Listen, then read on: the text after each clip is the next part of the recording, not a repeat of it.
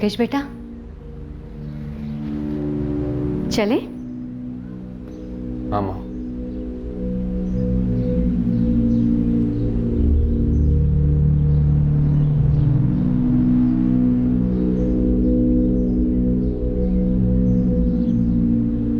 झूठों का कोहरा जितना भी घना हो, सच को लपेटे में नहीं ले सकता।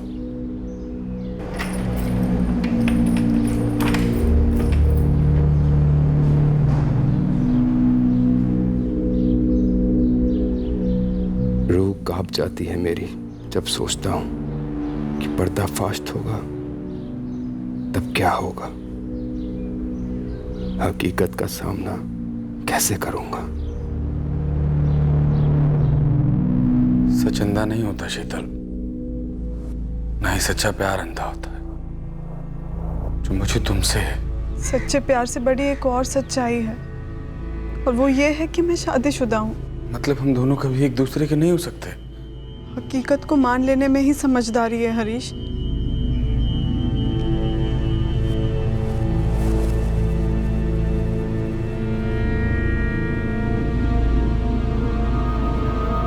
मैं हकीकत को बदलना चाहता हूं, लेकिन मेरे रास्ते में एक कांटा है।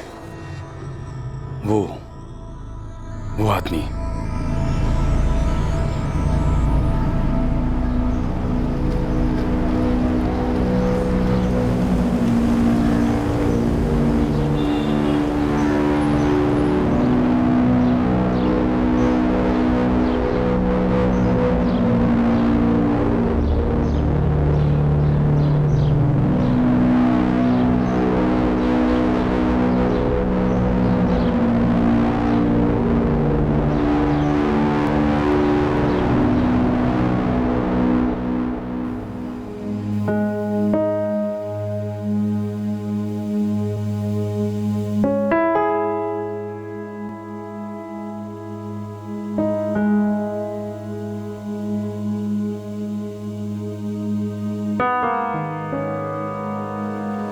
बैठ बेटा। अस्मिता रिसेप्शनिस्ट की जॉब करती है एक बहुत बड़े होटल में। अच्छी खासी सैलरी है इसकी। पूजा और अंजलि मेरी 2 बेटियां। मुकेश ने दोनों की शादी करवाई, उन्हें सेटल किया। 15 साल पहले मुकेश के पापा चल बसे। तब से मुकेश ने ही उनकी इलेक्ट्रिक की दुकान को संभाला और घर को भी। बहुत अच्छे बेटा। अभी भी इलेक्ट्रिक की दुकान ही संभालते हो? जी, मैंने वो दुकान बेच दी। वो इलेक्ट्रिक की दुकान मैं इसलिए चलाता था क्योंकि उस वक्त परिवार को संभालना था और घर भी चलाना था। लेकिन अभी मैंने एक छोटी सी इन्वेस्टमेंट एजेंसी खोल रखी है, काफ़ी अच्छी चलती है और मेरा इंटरेस्ट भी उसी लाइन में है। बेटा, मुझे लगता है कि तुम दोनों को एक दूसरे की लाइन, एक दूसरे की लाइफ और एक दूसरे के बारे में डिटेल में सब कुछ जान लेना चाहिए। साफ साफ, सच सच।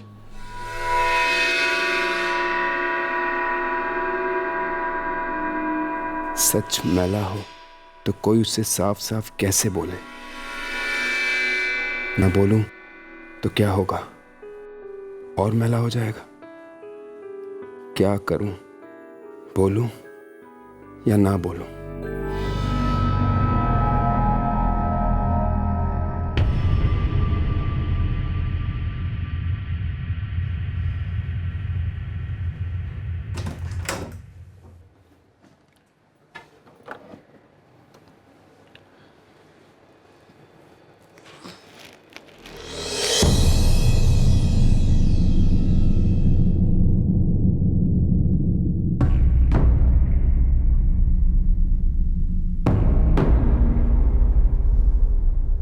शांति जी और मुकेश कभी भी इस तरह दरवाजा खुला छोड़कर कहीं नहीं गए।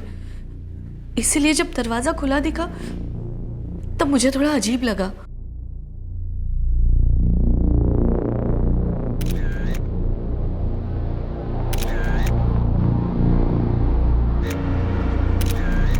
रंगे हाथों पकड़े जाने का डर था हत्यारे को। सर, हत्यारे ने हाथों के साथ साथ हथियार भी धोने की कोशिश की है। टेंशन इतनी बढ़ गई थी सर कि मुझसे रहा नहीं गया। सोचा कि अंदर जाकर खुद ही देख लूं कि माजरा क्या है, दरवाजा खुला क्यों छोड़ा है। शांति जी, शांति जी, शांति जी, मुकेश। और जब अंदर गई तो ये भयंकर नजारा देखा। शांति जी, मुकेश, शांति जी, कहाँ हो आप लोग?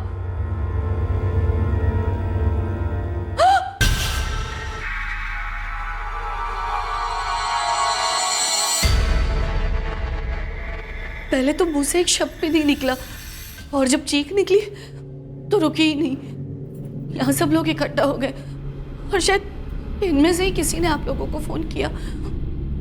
भगवान किसी दुश्मन को भी ऐसा नजारा ना दिखाए।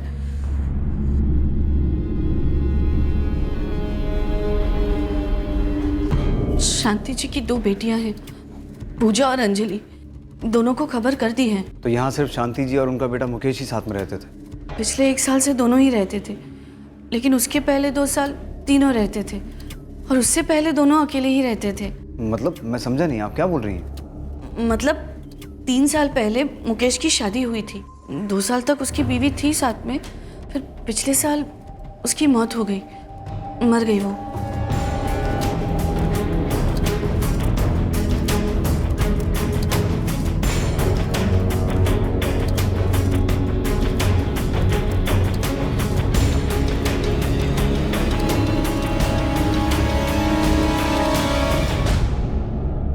अस्मिता नाम था उसका।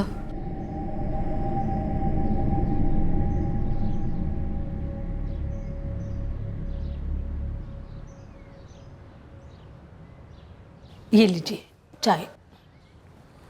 कविता, जी? वो मुकेश और उसकी माँ का मर्डर हो गया। क्या?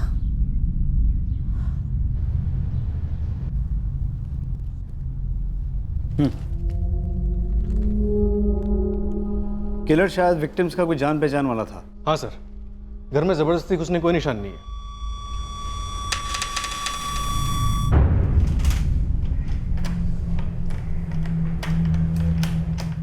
शायद मुकेश और हत्यारे ने साथ बैठ के शराब पी और फिर मुकेश को चाकू से मार दिया गया। चाकू भी इसी घर का मालूम होता है सर। मुकेश की मां शांति सक्सेना की तकिए से सांसें रोकी गई, लेकिन इन दोनों में से कुछ चिल्लाया नहीं। कहीं मारने वाला भी इस घर का ही तो नहीं है? अंजलि और पूजा, इस घर की बेटियों को बुलाओ, शायद कोई काम की बात बताएं। सर, मुकेश सक्सेना की मौत विंड पाइप के कटने से हुई, चाकू से काटी गई और मां शांति सक्सेना की सांसें घोट दी गई, शायद उस पिलो से जो लाश के पास में मिला। डॉक्टर, ये कत्ल कब हुए होंगे? यही कोई लाशें मिलने से 12 घंटे पहले या उससे भी थोड़ा कम। मतलब कल रात को 16 सितंबर। और इस किचन नाइफ पर जो खून के धब्बे मिले थे वो मुकेश सक्सेना के ही हैं और मुकेश के ब्लड में अल्कोहल के ट्रेसेस भी मिले। सर, मुकेश की दोनों बहनें अंजलि और पूजा आ गई। अकेली आई हैं? नहीं सर, अपने हस्बैंड्स के साथ आई हैं।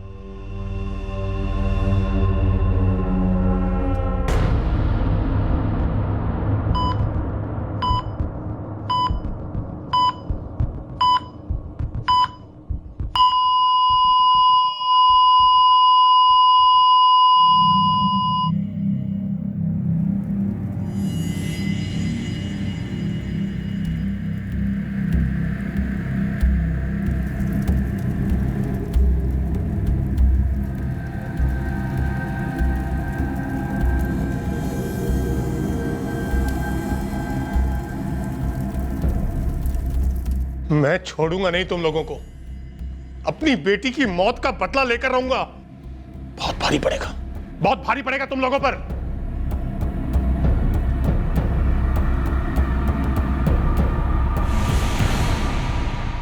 दुश्मनी?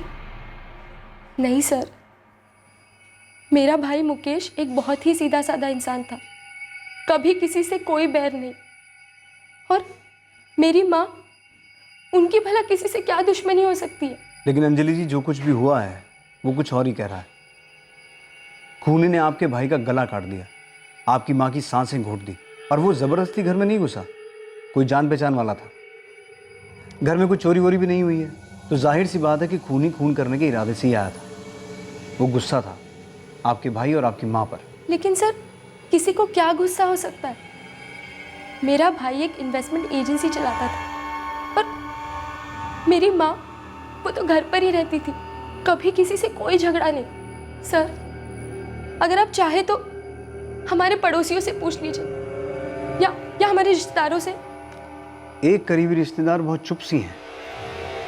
क्यों पूजा जी, आप कुछ कहना चाहती हैं? मेरे भैया के सास और ससुर। उनके बारे में क्या?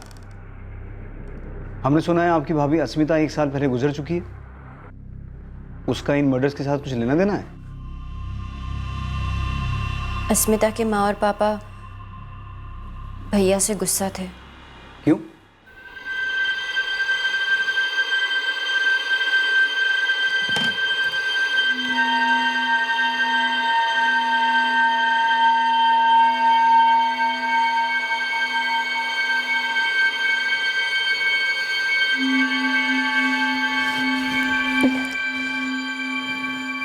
स्मिता, क्या हुआ? पता नहीं, चक्कर सा आ रहा है।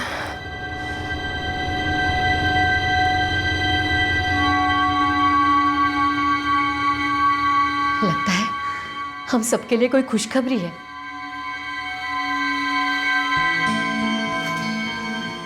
क्या हुआ है डॉक्टर? देखिए, अभी कुछ भी क्लियर नहीं बताया जा सकता है। कुछ टेस्ट करवाने होंगे, वो आप तुरंत करवा लीजिए। और अस्मिता बता रही थी कि कुछ अरसे से उसे वीकनेस भी है। हाँ, मुझसे भी कह रही थी। मैं कुछ टेस्ट लिख कर देती हूँ, आप उन्हें तुरंत करवा लीजिए।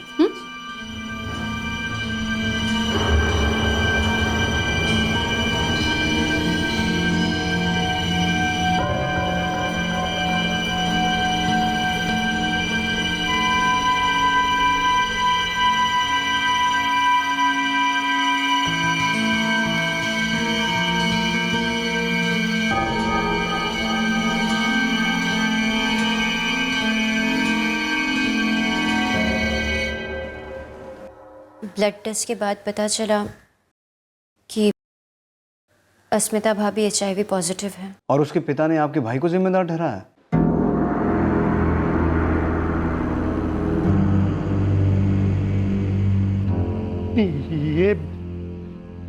ये कैसे हो सकता है मुकेश? ये कैसे हो सकता है? मुझे भी समझ में नहीं आ रहा है भाई साहब। मुकेश, तू भी तुरंत अपना टेस्ट करवा ले। पता चला कहीं तुझे भी है। क्या? ये क्या कह रही हैं आप? आपका मतलब है कि अस्मिता से ये बीमारी मुकेश को हुई है? अरे उल्टा है, उल्टा। आप ऐसा कैसे कह सकते हैं अंकल? ये भी तो हो सकता है कि भाभी को पहले से ये बीमारी हो। हम ये बहस करी क्यों रहे बेकार में?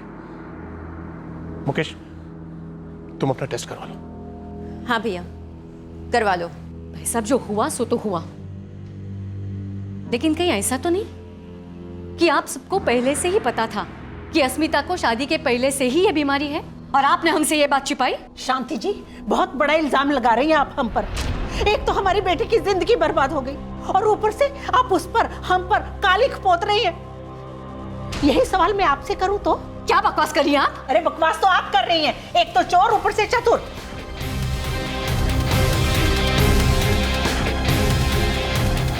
सर, झगड़ा हो रहा था उस वक्त मेरी माँ और अस्मिता भाभी के पेरेंट्स के बीच। चुप रहिए आप सब।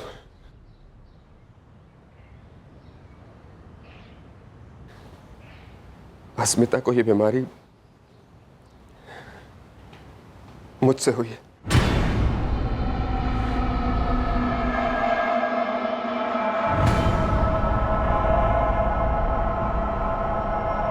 पहले ये बीमारी मुझे हुई और फिर मुझसे अस्मिता को।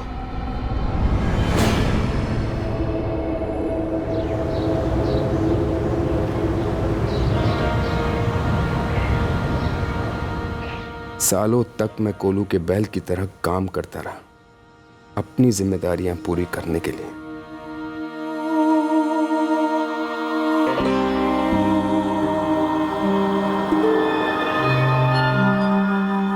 पूजा और अंजलि को पढ़ाना, लिखाना, घर चलाना, उनकी शादी के लिए पैसे जमा करना, इस सब के बीच मेरी अपनी जिंदगी भी थी, मेरी अपनी जरूरतें भी थी।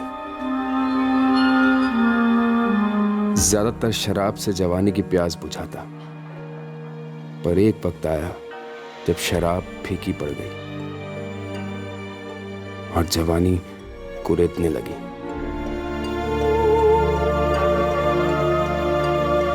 खुद जिम्मेदारियों में डूबा।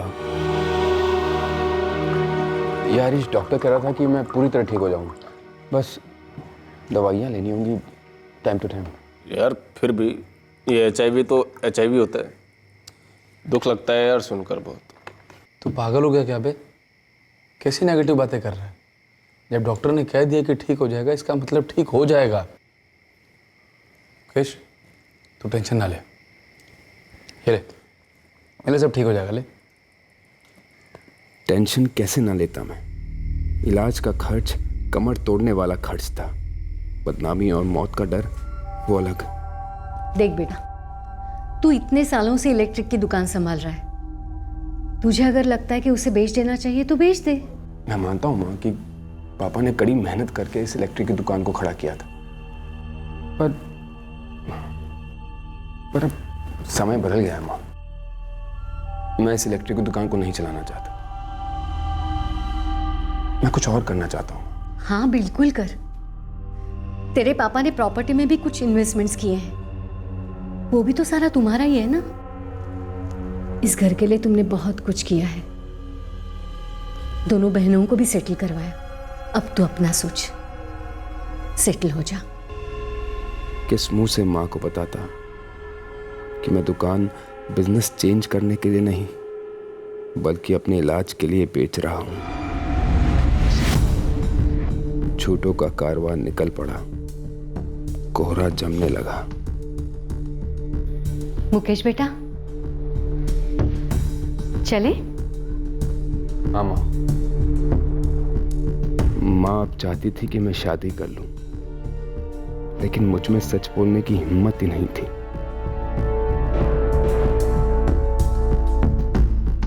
फिर मैंने सोचा, क्या मुझे खुश होने का कोई हक नहीं है?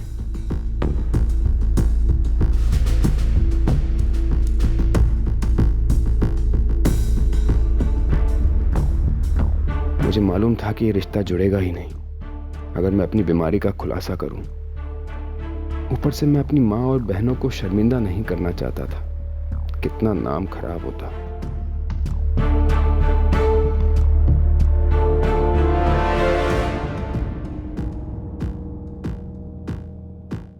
कैसे इंसान हो तुमने एक बार भी नहीं सोचा कि तुम एक मासूम जिंदगी को कितने बड़े खतरे में डाल रहे हो?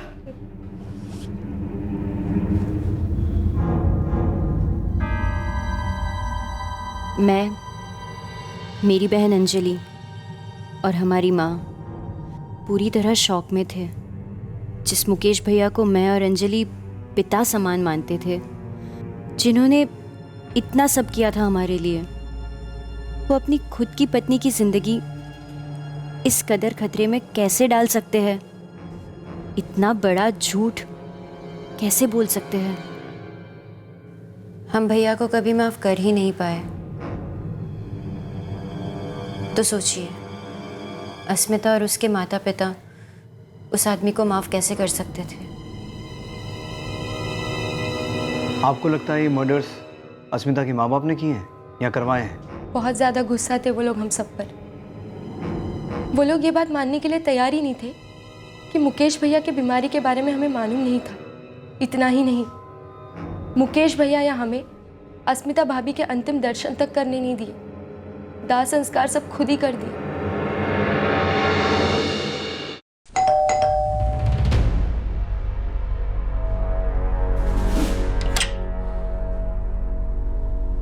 Delhi crime branch. देखिए, मुझे बात को घुमा फिरा कर करने की ना तो आदत है और ना ही कोई कारण है। मुझे रत्ती भर भी दुख नहीं हुआ उन दोनों के मरने का। और जी नहीं, ना तो मैंने उन्हें मरवाया है और ना ही मैंने उन्हें मारा है। अनिल जी, हमें सीधी बात सुनने की ना तो आदत है ना ही फितरत है। हम पुलिस वाले हैं कोई पीर फकीर नहीं है कि लोग अपने दिल का बोझ हल्का करने के लिए अपना जुर्म कबूल करते हैं हमारे सामने। मैंने कोई जुर्म नहीं किया है। हर मुजरिम यही कहता है, लेकिन हमारे लॉकअप में जाके कबूल करता है। और ये काम भक्ति से नहीं, सख्ती से होता है। किस बाप को गुस्सा नहीं आएगा अगर उसकी बेटी के साथ ये सब होगा तो? हाँ, मैंने उन लोगों को दिन रात बद्दुआएं दी। मैं चाहता था कि मुकेश तड़पे, बुरी तरह से तड़पे, उसकी मां भी तड़पे, उसकी बहनें भी तड़पे, वो सब तड़पे। उन्होंने मार डाला हमारी बेटी को। मुकेश ने उसे ऐसी बीमारी देकर उसका कत्ल कर दिया। और आपने पैसे देकर उसे मरवा दिया। किसे दी थी सुपारी? आप इसे पढ़े, प्लीज इसे पढ़िए सर। जिस दिन हमें पता लगा कि मुकेश ने खतरे को जानते हुए भी हमारी बेटी को HIV जैसी बीमारी दे दी, उसी दिन हम अपनी बेटी को अपने घर ले आए सर। और हमसे जो भी हो सका, जो भी हमने वो किया अपनी बेटी की जान बचाने के लिए। और मुकेश को सजा दिलवाने के लिए हम जो कुछ कर सकते थे हमने वो सब भी किया। विमेन कमीशन में हमने शिकायत दर्ज करवाई। इस फाइल में आपको सारी डिटेल्स मिलेंगी सर। मैंने मुकेश की सारी रिपोर्ट्स इकट्ठा की, हॉस्पिटल के सारे बिल्स, मेरी बेटी की सारी रिपोर्ट्स और कमीशन की सुनवाइयां, सब कुछ इसमें है। हम चाहते थे कि अस्मिता के सामने ही मुकेश को सजा मिले, लेकिन अस्मिता पहले ही चल बसी। लेकिन मैं लड़ाई लड़ता रहा सर, क्योंकि मैं उसे सजा दिलवाना चाहता था। कुछ ही दिनों में कमीशन का फैसला आने वाला है सर, और फैसला मुकेश के खिलाफ आने वाला है, क्योंकि उसने मेरी बेटी के साथ धोखा किया था, जानलेवा चीटिंग की थी उसके साथ। मैं उसे सख्त से सख्त सजा दिलवाना चाहता था। हम चाहते थे कि उनकी भी बदनामी हो और उन्हें ऐसी सजा मिले कि दुनिया में मिसाल कायम हो जाए। तो आपने कमीशन के फैसले का इंतजार क्यों नहीं किया? कानून को अपने हाथ में लेने की क्या जरूरत थी? आप कैसी बात कर रहे हैं सर? भला हम उनके गंदे खून से अपने हाथ क्यों रंगेंगे? वो तो वैसे ही अपनी मौत मर रहा था। हम तो बस ये चाहते थे कि वो पहले शर्म से मरे। देखिए सर, हमें गुनहगार साबित करना आपकी कोई मजबूरी हो सकती है, लेकिन हम आपके गुनहगार नहीं हैं। हम अपनी बेटी अस्मिता के गुनहगार हैं। हम रात रात भर सो नहीं पाते सर, ये सोचकर कि हम अपनी बेटी के लिए वो नहीं कर सके जो हमें करना चाहिए था। हम उसकी जिंदगी कुछ साल और बढ़ा सकते थे। मैं तो तस्वीर में भी अपनी इकलौती बेटी से आंख नहीं मिला पाता हूं सर।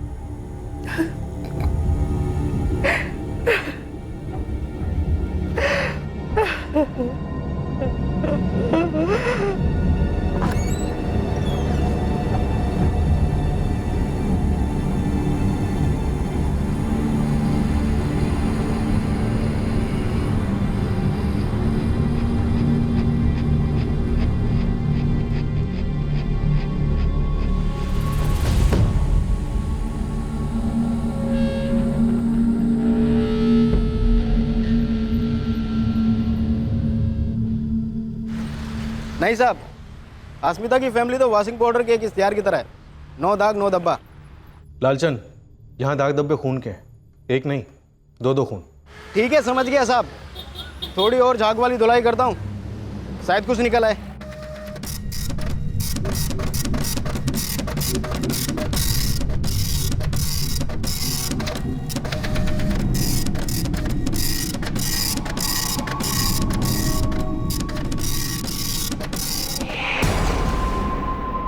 सर, अस्मिता के पेरेंट्स अनिल और कविता के खिलाफ अभी तक कुछ नहीं मिला, ना ही फोन रिकॉर्ड से और ना ही खबरियों से। बंसल नॉर्मल से मिडिल क्लास लोग हैं जिन पर ये कहर टूट पड़ा।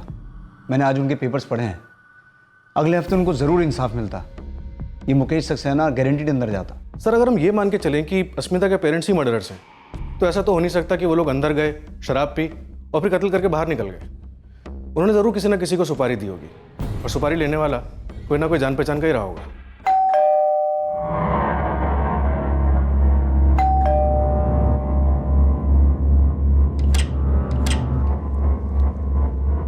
अरे आओ अंदर आओ। बंसल, हो सकता है उन्होंने किसी जान पहचान वाले के भरोसेमंद कंधे पर से अपनी भड़ास की गोली चलाई, या बस ये कत्ल मुकेश और शांति सक्सेना के किसी पहचान वाले ने किया है और इसका अस्मिता के परिवार से दूर दूर तक कोई रिश्ता नहीं है। मतलब हो सकता है कि किसी को मुकेश और उसकी माँ पर उतना ही गुस्सा था जितना अस्मिता के पेरेंट्स को था। मुकेश पर हो सकता है। शांति जी तो शायद कोलेटरल डैमेज थी, वो क्राइम सीन पर थी इसलिए मारी गई। सर मैंने मुकेश के कॉल रिकॉर्ड स्कैन किए, ये जानने के लिए कि कोई ऐसा रेगुलर नंबर है जिसने उस शाम उसको फ़ोन किया था। मतलब कोई दोस्त जिसके साथ मुकेश शराब पीता था और फिर उसी दोस्त ने मार दिया? हाँ सर, कोई रेगुलर कॉन्टैक्ट मिला कोई? एक हरीश जायसवाल है, उसकी बात हुई थी मुकेश से। कौन है ये हरीश जायसवाल? सर फिलहाल हरीश का फ़ोन स्विच ऑफ जा रहा है। कोई एड्रेस? सेक्टर 6 जूना नगर। लगता है इस केस का कोहरा थोड़ा हट रहा है।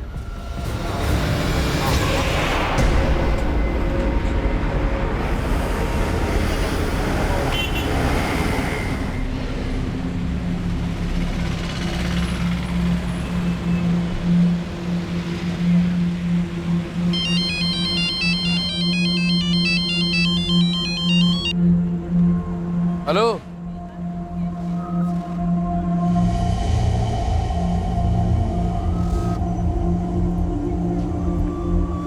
क्या भाई हरीश, कहाँ है गाड़ी? यार 1-1.5 घंटा तो कम से कम पहुंचते पहुंचते लग ही जाएगा। वो घर से निकले ही लेट हैं। यार 8:30 तो बजे गए। एक काम करते हैं, किसी ढाबे वाबे पे रुकते हैं, रोटी वोटी तोड़ते हैं और क्या। यार पेट में चूहे तो मेरे भी कूद रहे हैं। चल ढाबे पर ही चलते हैं, चल चल चल।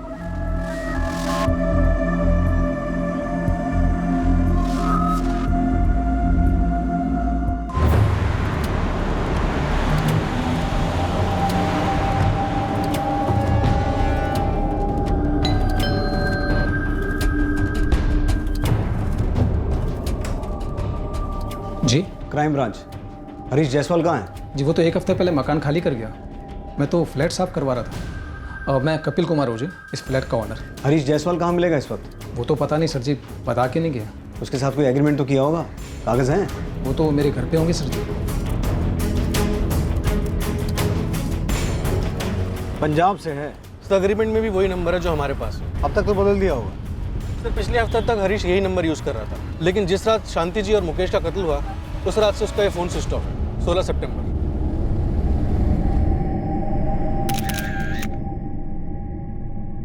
मर्डर की रात से फोन स्विच ऑफ। बंसल, कहीं हत्यारा हरीश जायसवाल तो नहीं है? हो सकता है सर, लेकिन वो ये डबल मर्डर क्यों करेगा?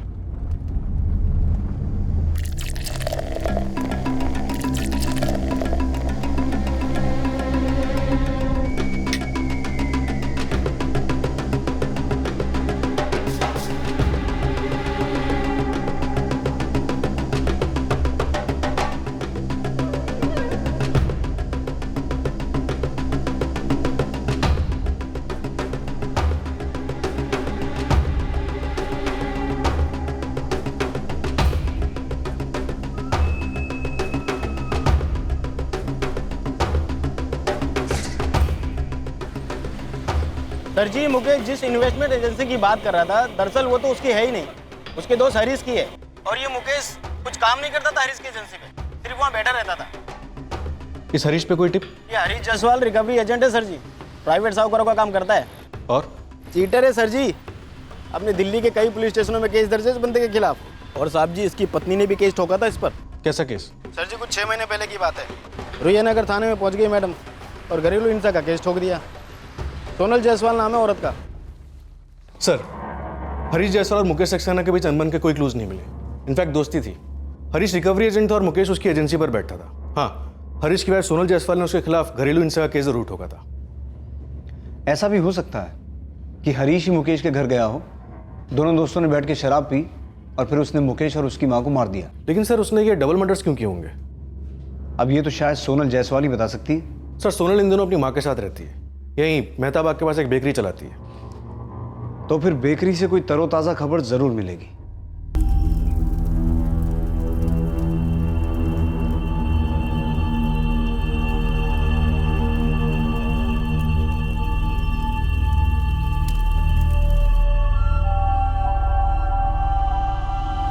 जी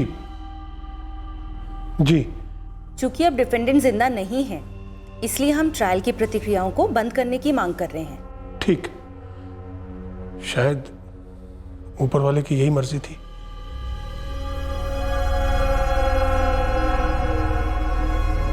कविता, मैं उसे सजा दिलवाना चाहता था। छोड़िए ना, मिल गई उसे सजा, जाने दीजिए।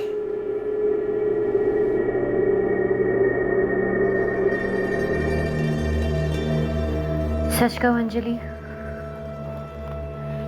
मैं कभी मुकेश भैया को माफ़ी नहीं कर पाई। अब जो होना था वो तो हो गया पूजा। मुकेश भैया तो अब नहीं रहे। दुख तो सिर्फ इस बात का है कि ये सब में माँ का क्या दोष था, उन्हें क्यों मार डाला। सर, मैंने मुकेश की दोनों बहनें अंजलि और पूजा के फ़ोन रिकॉर्ड चेक किए, पर हरीश जायसवाल से जुड़ने वाली कोई बात नहीं दिखाई दी। मुझे लगता है ये खेल बड़ी चालाकी से खेला गया है, या हो सकता है ये अस्मिता वाला एंगल हमें कंफ्यूज करने के लिए खड़ा किया गया है और कत्ल के पीछे वजह कोई और ही है। सर, मुकेश वैसे भी अपने दिन गिन रहा था। हाँ, और कोई ऐसे आदमी को और उसकी माँ को क्यों मारेगा? Please try again later.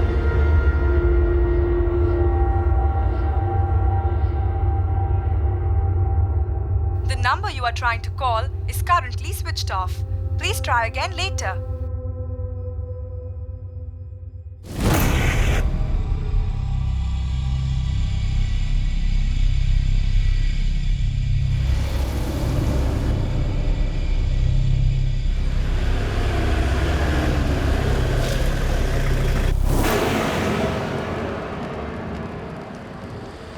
Sonal Jaiswal. मेरा नाम सोनल जायसवाल था, अब मैं सोनल मिस्त्री हूँ। सोनल मिस्त्री, हम क्राइम ब्रांच से हैं और ये जानना चाहते हैं कि तुम सोनल जायसवाल से सोनल मिस्त्री क्यों बन गई? जी, ये मेरा निजी मामला है। सोनल, तुमसे जो पूछा जा रहा है उसका जवाब दो। तुम्हारी जिंदगी से जुड़ा जायसवाल इस वक्त कहाँ है? हरीश जायसवाल को ढूंढ रहे हैं हम।